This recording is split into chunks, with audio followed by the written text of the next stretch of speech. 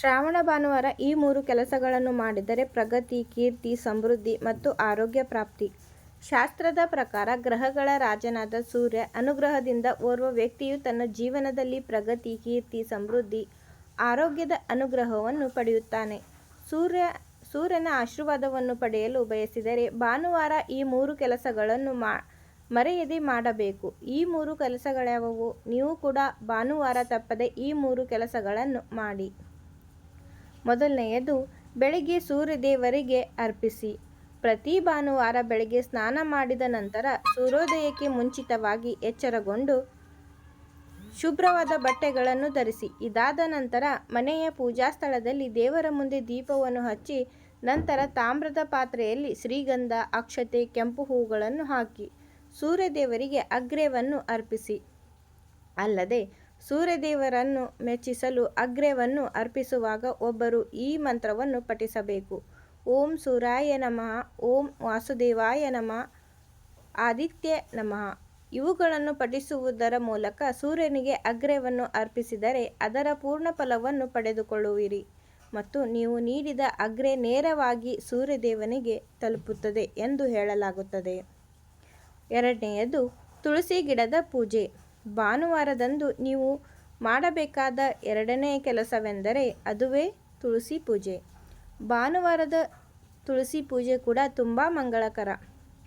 ಆದರೆ ಭಾನುವಾರದಂದು ತುಳಸಿ ಗಿಡಕ್ಕೆ ನೀರು ಕೊಡುವುದು ಅಥವಾ ತುಳಸಿ ಎಲೆ ಕೀಳುವುದು ನಿಷೇಧಿಸಲಾಗಿದೆ ಎಂಬುದನ್ನು ನೆನಪಿನಲ್ಲಿಡಿ.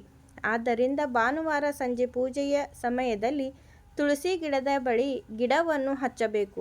ಪ್ರತಿ ಭಾನುವಾರ ಹೀಗೆ ಮಾಡುವುದರಿಂದ ಲಕ್ಷ್ಮೀದೇವಿಯು ಪ್ರಸನ್ನನಾಗುತ್ತಾಳೆ ಮತ್ತು ಸಂತೋಷ ಮತ್ತು ಸಮೃದ್ಧಿಯ ಆಶೀರ್ವಾದವನ್ನು ಪಡೆಯಲಾಗುತ್ತದೆ. ಈ ದಿನ ತುಳಸಿಯನ್ನು ಸ್ಪರ್ಶಿಸಬಾರದು ಎಂಬುದನ್ನು ಗಮನದಲ್ಲಿಟ್ಟುಕೊಳ್ಳಿ. ಮೂರನೆಯದಾಗಿ, ದೇಸಿ ತುಪ್ಪದ ದೀಪವನ್ನು ಹಚ್ಚಿ. ಜ್ಯೋತಿಷ್ಯ ಶಾಸ್ತ್ರದ ಪ್ರಕಾರ ಪ್ರತಿ ಭಾನುವಾರದಂದು ನಿಮ್ಮ ಮನೆಯ ಮುಖ್ಯ ಬಾಗಿಲಿನ ಎರಡೂ ಬದಿಗಳಲ್ಲಿ ದೇಸಿ ತುಪ್ಪದ ದೀಪವನ್ನು ಬೆಳಗಿಸುವುದು ಮಂಗಳಕರವಾಗಿದೆ.